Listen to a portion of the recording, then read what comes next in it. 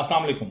आज तकरीबन 1500 point minus close हुई है मार्केट और मार्केट में ज़्यादा पैनिक नज़र आ रहा है। 211 मिलियन का आज काम हुआ है और 291 मिलियन का 5 दिन का एवरेज चल रहा है। कल से वॉल्यूम भी बहुत ड्रॉप हो गया है, एंट्रीज भी बहुत कम आ रही हैं स्टॉक मार्केट के अंदर और ट्रेड बहुत कम हो रहा है, नंबर ऑफ़ ट्रेड्स कम हैं। और अगर हम देखें तो मार्केट में माइनस ही माइनस है। तो हम सबसे पहले हम स्टार्ट कर देते हैं जी कैटेगरी ए प्लस से, ए और ए प्लस। तो CPHL कैटेगरी ए प्लस में जी अभी तक GAL गाल मुझसे मिस हो गया था, लेकिन अभी तक ए प्लस में चल रहा है। और ई फर्टिलाइज़र हमारी कैटेगरी ए में है, AGL ए में है और पाक एंड फील्ड। टोटल 5 आइटम रह गए कैटेगरी ए और ए प्लस में। ठीक हो गया। AKBL अस्करी बैंक एक इसमें कैटेगरी बी में है, EFUG है, फौजी सीमेंट है, GCIL है, UBL है, ARPL है, गैलेक्सो है, HBL नेशनल बैंक और सर्ल, ये कैटेगरी बी में। जो कैटेगरी बी में जो स्टॉक्स हैं ना, ये बड़े अच्छे पॉइंट्स, बड़े अच्छे लेवल के ऊपर हैं। अगर यहाँ से मार्केट रिकवर हो गई तो इन्हीं स्टॉक्स ने आप देख लीजिएगा कि इन्होंने परफॉर्म करना है, इन्हीं ने परफॉर्म करना है। अगर मार्केट यहाँ से रिवर्स होगी तो इन्हीं स्टॉक्स ने करना है परफॉर्म। अच्छा, ये जो मैंने ब्लू हाईलाइट किया है, ये स्टॉक्स वो हैं जिनमें मेरी पोजीशन चल रही है अभी तक। ठीक है, तो इस शीट से आपको अंदाज़ा हो जाएगा कि अगर आप TKT को यूज़ करते हैं कैटेगरी को, तो आप हमेशा अच्छे स्टॉक्स आपके पास रह जाएंगे और बुरे स्टॉक्स निकलते रहेंगे आपके पोर्टफोलियो से। ये मैं आपको बता देता हूँ कि स्टॉक मार्केट में जब आप काम करते हैं, ऐसा नहीं हो सकता कि जब आप ट्रेड कर रहे हो तो किसी भी स्ट्रेटजी के तहत काम कर रहे हो तो अच्छे स्टॉक्स और बुरे स्टॉक्स दोनों आपके पोर्टफोलियो का हिस्सा बनते हैं। ठीक है, आपके पोर्टफोलियो का हिस्सा बनते हैं। हमारा काम ये होता है कि अच्छे स्टॉक्स को अपने पोर्टफोलियो में रिटेन करना और जो बुरे स्टॉक्स हैं अपने पोर्टफोलियो से निकालना। और यही स्टॉक मार्केट में जब आप काम करेंगे तो यही एक काम जो है पूरे जितनी भी एजुकेशन है उसका निचोड़ है। इस बात को आप समझें, जितनी मर्जी एजुकेशन हासिल कर लें आप स्टॉक मार्केट के हवाले से, एजुकेशन का जो निचोड़ है वो यही है कि बुरे स्टॉक्स आप अपने पोर्टफोलियो में, प्रोफाइल में आने से रोक नहीं सकते। आप कहीं ना कहीं वो आ जाते हैं आपके पास। ठीक है, जितनी मर्जी स्टडीज कर लें वो आ जाएंगे आपके पास, लेकिन उनको निकालना ये काम है। और जो अच्छा स्टॉक है वो भी आपके पोर्टफोलियो में आएगा, मल्टी बैगर स्टॉक भी आपके पोर्टफोलियो में आएगा, लेकिन उसको रिटेन करना असल काम। हम उलट करते हैं हमेशा, अच्छे स्टॉक्स को हम आते हैं हमारे पोर्टफोलियो में, हम उसको निकाल देते हैं छोटे छोटे प्रॉफिट लेके, और जो बुरे स्टॉक्स वो हम अपने पोर्टफोलियो में ज़िंदा रखते हैं, उनको अपने पोर्टफोलियो को उनसे रौनक बख्शते हैं, पता नहीं क्या वजह है, और बड़े बड़े लॉसेस लेते हैं। या इस तरह कह लें कि जो पोटेंशियल है स्टॉक मार्केट का वो पूरी तरह अवेल नहीं कर पाते हैं उन्हीं स्टॉक्स की वजह से, क्योंकि हमारे पास रिसोर्सेज तो हमारे पास लिमिटेड होते हैं। जितना मर्जी आप बड़े हों, रिसोर्सेज तो आपके पास लिमिटेड होंगे, तो आपका पैसा जो है वो बुरे स्टॉक्स खा जाते हैं। तो आप जब TKT को जब आप फॉलो करेंगे तो भाई जो निचोड़ स्टॉक मार्केट का है वो एग्जैक्ट आप उसको फॉलो कर रहे होंगे। जो अच्छे स्टॉक्स होंगे आप हमेशा देखें। कल अगर मार्केट गिरी तो AGL, MTL, ABL, Abbott, DGKC निकल जाएंगे मेरे पोर्टफोलियो से निकल जाएंगे। GCIL आज निकल जाएगा, आज मैं इसको बेच नहीं सका, ये भी कल सुबह निकल जाएगा। कैटेगरी बी में होने के बावजूद मेरे पोर्टफोलियो से निकल जाएगा, बड़ी टाइमली निकल जाएंगी चीज़ें।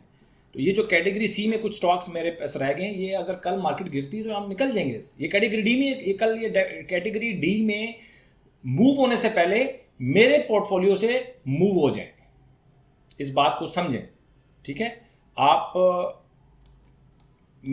TKT की तरफ जाते हैं नहीं जाते, मेरी बात सुनते हैं नहीं सुनते, मेरी बात के ऊपर पूरी तरह अमल कर पाते नहीं पाते, लेकिन सोचें ज़रूर कि यार मैं क्या कह रहा हूँ।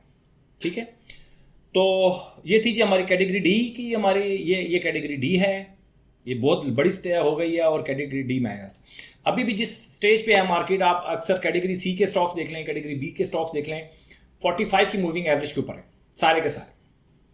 आपको अंदाज़ा हो जाएगा कैटेगरी सी, कैटेगरी बी कि जितने भी स्टॉक्स हैं वो 45 की मूविंग एवरेज के ऊपर है, यहाँ से मार्केट को सपोर्ट लेना है।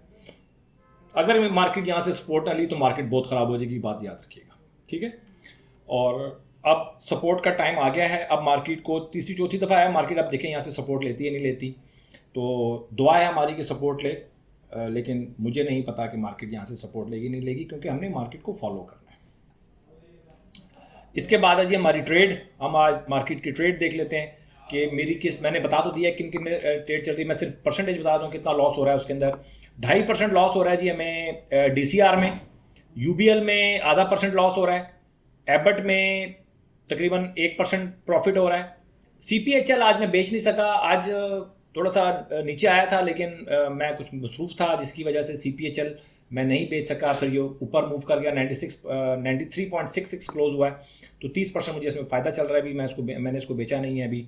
MTL तकरीबन 0.4% माइनस चल रहा है। MTL का सेकंड टाइम मेरा स्टॉप लॉस हिट हो रहा है। ये मैं आपको साथ साथ चीज़ें बता रहा हूँ कि MTL का अगर इस दफ़ा स्टॉप लॉस हिट हुआ तो सेकंड टाइम मेरा स्टॉप लॉस हिट होगा, ठीक है।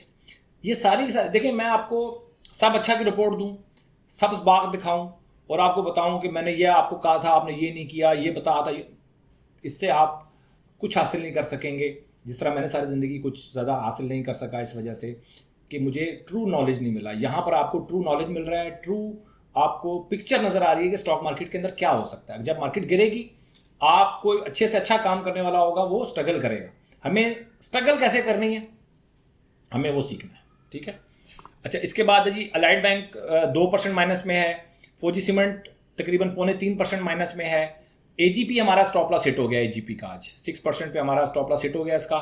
और DG खान सीमेंट तकरीबन 4.5% माइनस में चल रहा है। GCIL का स्टॉप लॉस हिट हो चुका है हमारा, लेकिन मैं इसको सेल नहीं किया, कल सुबह इसको मैं सेल कर दूंगा जो भी रेट होगा। और ARPL में मेरी एंट्री आज हुई और तकरीबन 3.9% ये चल रहा है नुकसान में। ई फर्टिलाइज़र में आज मेरी एंट्री नहीं हो सकी, बच गया हूँ मैं, कल हो सकता है कि एंट्री हो। और स्ट्रगल चल रही है जिस टाइम, टोटल स्ट्रगल वाली गेम चल रही है। और मेरा ख्याल है वीकेंड भी हम प्रॉफिट लॉस आपको मैं बता दूंगा कितना प्रॉफिट कितना लॉस हुआ। ज़्यादा लॉस हुआ नहीं है। मैं आपको मोटा मोटा बता देता हूँ कि मोटा मोटा अगर मैं बता भी दूँ आपको, चलिए बता देते हैं। 1.69 और 465 रुपये। अगर आपकी 15,000 की इन्वेस्टमेंट है ना, तो आपको 465 रुपये का लॉस है।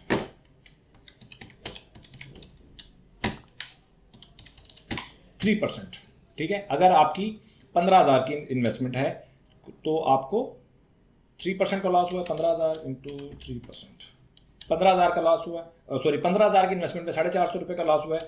यही अगर आपकी 1 लाख रुपये की इन्वेस्टमेंट होती, यानी कि एक स्टॉक को आप 10,000 देते, तो आपकी इन्वेस्टमेंट आपको लॉस होना था तकरीबन 4,500। अभी तक की ये सिचुएशन चल रही है। इतनी स्ट्रगल मार्केट में आपको 1.5 लाख की इन्वेस्टमेंट पे 4,500 रुपये लॉस होना था अगर आप TKT को फॉलो कर रहे होते। लेकिन अगर ट्रू फॉलो कर रहे होते तो ये नुकसान भी ना होता आपको। ये गारंटी करूँ कि AGL से मिस हुआ, और अगर थोड़ा सा 1-2 दिन पहले अगर एक गाल हमारे पास होता तब तो हम प्रॉफिट में होते। लेकिन अगर 14 तारीख के बाद सिर्फ एक AGL हमसे मिस हुआ, तो AGL अगर हमारे पास होता तो हम प्रॉफिट में होते, ठीक है। तो मिस हो जाता है, इतना कोई प्रॉब्लम नहीं है। मार्केट ख़राब है तो इतनी स्ट्रगल चलती है मार्केट में, मेरे लिए नॉर्मल है, बहुत नॉर्मल है, कोई लॉस नहीं है ये, मेरे हिसाब से कुछ लॉस नहीं है। अगर आप 15 लाख रुपए से काम कर रहे होते तो आपको ये लॉस होता तकरीबन 45,000 रुपये का। 15 लाख रुपए की इन्वेस्टमेंट से अगर आप 14 तारीख से काम कर रहे होते तो आपको 45,000 रुपये का लॉस होता। और अगर AGL ना पकड़ा होता, अगर AGL पकड़ लेते फिर तो ये भी लॉस नहीं होना था। अच्छा जी, तो ये हो गई जी हमारी सिचुएशन। अब हम क्या करते हैं, थोड़ा सा स्टॉक्स को हम डिस्कस कर लेते हैं। आज मैं अच्छे स्टॉक्स आपके साथ डिस्कस करूंगा। और सबसे पहले हम KSE 100 इंडेक्स को देखेंगे। KSE 100 इंडेक्स बिल्कुल 45 की मूविंग एवरेज के ऊपर है। 45 की मूविंग एवरेज के ऊपर यहाँ से अगर मार्केट ने ना ली सपोर्ट, तो ये फिर आपके लिए प्रॉब्लम हो सकता है। कल मैंने आपको कहा था कल कोई इशू नहीं है, मार्केट ठीक जा रही है। लेकिन आज का ये जो लेवल इसने तोड़ा है 1,12,000 का, ये मार्केट के लिए प्रॉब्लम कर सकता है। 1,12,000 का लेवल इसने नहीं तोड़ना। अगर कल मार्केट तोड़ती है 1,12,000 का लेवल, फिर मार्केट के लिए प्रॉब्लम हो सकती है कि इस दफ़ा हो सकता है कि लंबा स्विंग ले नीचे मार्केट। ठीक है, आज मैं अच्छे स्टॉक्स आपके साथ डिस्कस करूंगा। GAL गाल की बात करूं तो इसने थोड़ा सा लिए है, करेक्शन पूरी की है, अब करेक्शन लिए के ऊपर आया है वापस। तो 479 से ऊपर मुझे अच्छा लगता है। अगर 479 क्रॉस हुआ तो मैं गाल लूँगा। इस दफ़ा मुझे गाल को पकड़ना पड़ेगा। अगर हमें स्टॉप लॉस देना पड़ा तो हम दे देंगे, कोई इतना बड़ा इशू नहीं है। अच्छे स्टॉक्स को रिस्पेक्ट देनी पड़ेगी। जब भी आपने काम करना है अच्छे स्टॉक्स को रिस्पेक्ट देनी है। स्टॉप लॉस हिट होता है तो कोई इशू नहीं है। ई फर्टिलाइज़र की बात करें तो ई फर्टिलाइज़र का अभी जो अलर्ट कैंडल कल बनी थी 228.49 की, वो भी ज़िंदा रखेंगे। कल अगर 228.49 क्रॉस हुआ तो हम ई फर्टिलाइज़र भी लेंगे। इसकी अच्छी चाल चल रही है। इसके बाद है जी पार्क ऑयल फील्ड की बहुत अच्छी चाल चल रही है। बॉक्स ट्रेडिंग बॉक्स में काम कर रहा है। बॉक्स जब ये क्रॉस करेगा तो वो है 649 से ऊपर अगर पार्क ऑयल फील्ड जाता है तो आप बाइंग कर सकते हैं। मैं तो टीकेटी का इंतजार करूँगा कि टीकेटी में भी नहीं आया, हो सकता है कल अगर परफॉर्म करे। एक दिन की अच्छी परफॉर्मेंस चाहिए। कल अगर परफॉर्म अच्छी करता है तो उसके बाद फिर हम पाको के अंदर एंट्री करेंगे। इसकी चाल मुझे अच्छी लग रही है। इसके बाद है सरल बहुत अच्छा स्ट्रगल कर रहा है, बहुत अच्छी सपोर्ट इसने ली है। ये देखें 45 की मूविंग एवरेज पे इसने सपोर्ट ली है, उसके बाद ऊपर ऊपर जा रहा है, लेकिन चुपक के चल रहा है। 45 की मूविंग एवरेज को छोड़ नहीं रहा। और ये मोहब्बत जो है हो सकता है कि हमें प्रॉब्लम दे सकती है। तो इसको 45 की मूविंग एवरेज से जो मोहब्बत हो रही है ना, ये मोहब्बत कम होने की ज़रूरत है या ख़त्म होने की ज़रूरत है। उसको ऊपर निकलेगा यहाँ से, तभी हम कोई परफॉर्म कर सकेंगे। और इसको अगर आपने सरल को बाय करना है तो 114.85 से ऊपर ही अच्छा लगता है। 114.85 से नीचे जब तक है सरल के अंदर आपको चांस नहीं लेना। ठीक है, ये उन लोगों को मैं रोक रहा हूँ जो लोग वैल्यू इन्वेस्टमेंट करना चाहते हैं, वैल्यू इन्वेस्टिंग करना चाहते हैं या कहीं ना कहीं सरल को बाय करना चाहते हैं। तो आप 114.85 तक रुक जाएँ, अपनी इन्वेस्टमेंट को भी ज़ाया ना करें, अपने टाइम को भी ज़ाया ना करें। हो सकता है यहाँ से नीचे निकल जाए तो बहुत लंबा टाइम आपका खा लें। तो ये थी जी आज की सूरत हाल मार्केट की। और हमारा जो मैंने शुरू में बता दिया था कि हमारा जो टारगेट है वो यही है कि हमने बुरे स्टॉक्स जो हैं उनको अपने पोर्टफोलियो से निकालना है, अच्छे स्टॉक्स को अपने पोर्टफोलियो में एंटर रखना है। और अगर 1-2 दिन मार्केट के लिए क्रूशल, यहाँ से अगर मार्केट रिवर्स होती है एक दफ़ा नीचे आने के लिए, तो रिवर्स के अंदर हो सकता है कि हम फंस जाएं, 2-3-4 स्टॉक्स को हम स्टॉप लॉस दें। उसके बाद अगर नीचे जाए मार्केट तो जाए, लेकिन अगर यहाँ से मार्केट नीचे निकल गई तो फिर हमारे स्टॉक्स बिकेंगे, फिर हम बाय नहीं करेंगे किसी भी सूरत में। वो आप देखेंगे, मेरा जो जर्नल है उसको आप देखते रहें। काम ना करें बेशक, लेकिन देखें सही। आप बिल्कुल भी नाउमीद ना हो और किसी भी चीज़ को आप एकदम से उसको इग्नोर ना करें या एकदम से रिजेक्ट ना करें। देखते रहें कि हो क्या रहा है। स्ट्रगल चल रही है, स्ट्रगल से हम कैसे लड़ रहे हैं, कैसे काम करना है स्टॉक मार्केट के अंदर, सारा मैं आपको बता रहा हूँ। इस तरह का कंटेंट आपको कहीं नहीं मिलेगा, ये मैं आपको गारंटी कर रहा हूँ। इस तरह का कंटेंट आपको कहीं नहीं मिलेगा। अपना बहुत ख्याल रखें, अपनी इन्वेस्टमेंट का ख्याल रखें। और विदाउट स्टॉप लॉस इस लेवल के ऊपर स्टॉक मार्केट में इन्वेस्टमेंट बहुत मुश्किल है। वैल्यू इन्वेस्टिंग की तरफ जाएंगे, लेकिन अभी नहीं।